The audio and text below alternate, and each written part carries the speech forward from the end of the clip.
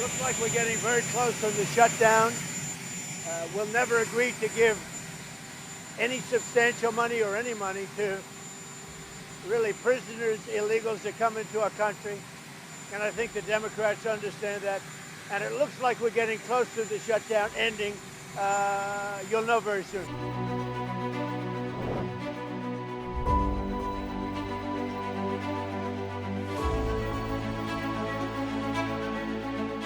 A critical group of Senate Democratic centrists has reached a controversial agreement with Senate GOP leaders and the White House to reopen the U.S. federal government, marking the most significant movement yet toward ending the longest shutdown in U.S. history.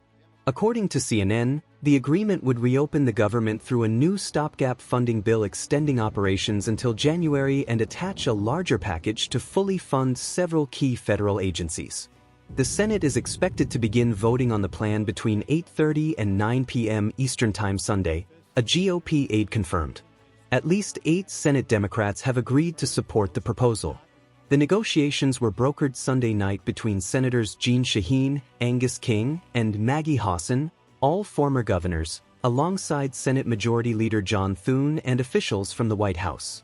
Democrats publicly celebrated one major concession: the White House's agreement to reverse its mass firings of federal employees during the shutdown and guarantee such mass removals won't occur for the rest of the fiscal year. The deal also ensures that all federal workers will receive full back pay for the shutdown period. But Senate Democratic leaders have not yet endorsed the package. The caucus spent several hours behind closed doors Sunday night, debating whether to support or reject the centrists' move. On the other side of the Capitol, House Democrats reacted with full-blown fury. House Minority Leader Hakeem Jeffries said Democrats would not support spending legislation advanced by Senate Republicans that fails to extend the Affordable Care Act tax credits, declaring, House Democrats are scheduled to hold their own caucus meeting Monday.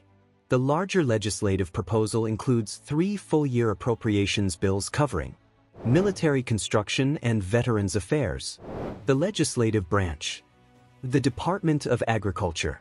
According to Appropriations Chair Senator Patty Murray, the legislative branch section includes $203.5 million for enhanced security for members of Congress, $852 million for the U.S. Capitol Police. First, the Senate must vote to begin debate on the House-passed stopgap bill, which requires support from 8 Democrats. After that, the Senate would replace the text with the new bipartisan funding package. If passed, the bill returns to the House, where its survival is far from assured, given Speaker Mike Johnson's razor-thin margins and vocal opposition from Democrats. For now, the fate of the government and millions of federal workers hinges on whether this fragile, divisive Senate deal can survive the fierce political headwinds awaiting it in the House.